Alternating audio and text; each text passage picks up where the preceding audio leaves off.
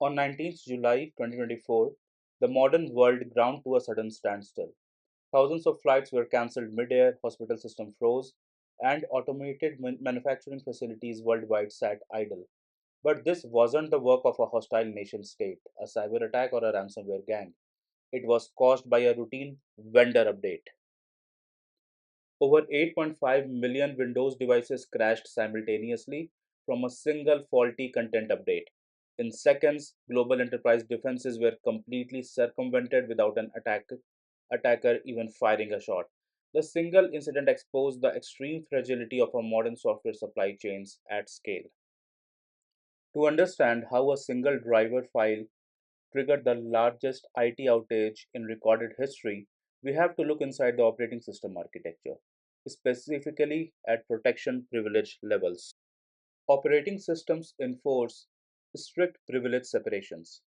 Higher level applications like web browsers and MES dashboards run in Ring 3 or user mode. If an application crashes here, the operating system safely contains it without touching hardware. But endpoint security software operates in Ring 0 or kernel mode. Ring 0 has unrestricted access to hardware and physical memory.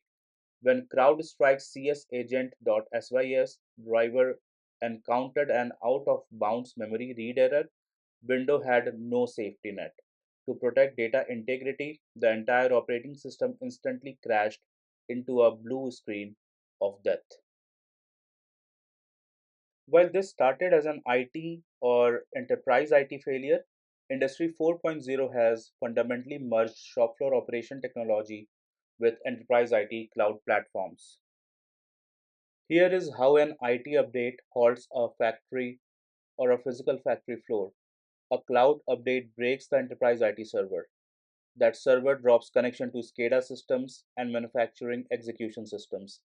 Even though programmable logic controllers or PLCs on the floor run on proprietary embedded systems and never crashed, they cannot operate safely without supervisory data.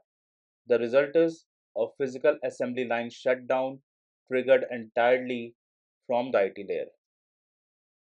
This creates a double vulnerability for smart manufacturers who operate on ultra lean, just in time production models.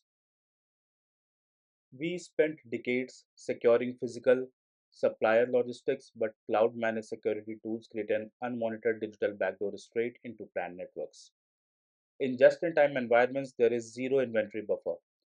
A 12-hour downtime on a primary line rapidly cascades into weeks of financial loss and multi tier supplier delay across the entire value chain. How do you govern a software vendor that holds ring zero execution power over your entire enterprise? This is where international standards come in. Under ISO 27001:2022, Annexure A.15 or 15, organizations must strictly control supplier relationships.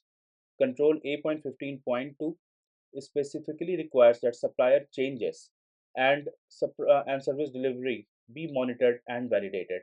Letting a third party vendor push unvalidated driver updates directly to production machines without internal staging or customer approval, trust me, it's a fundamental breach of supplier risk controls. If you are auditing a service provider or software vendor today, here is the 4 point checklist your security team must mandate. First, demand proof of internal canary deployments. Second, require out of band recovery procedures that don't need physical intervention. Third, prefer vendors supporting user space isolation. And fourth, enforce contractual deployment rings so your OT systems or OT teams can defer updates by 7 to 14 days.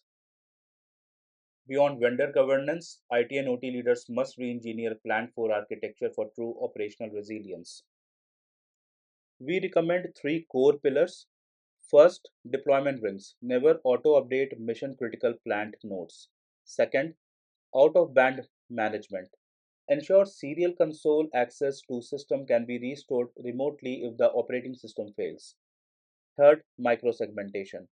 Strictly isolate IT enterprise network from OT PLCs so an IT crash never stops physical production machineries. The CrowdStrike outage proved that single points of failure in cloud managed security can paralyze physical infrastructure worldwide. As the industry explores moving security agents into user space architectures like eBPF, we want to hear from you. Is Ring Zero kernel access worth the operational risk? Or is it time to enforce zero trust at OS level? Drop your thoughts in the comments below. Hit that like button and subscribe for more industrial security deep dives.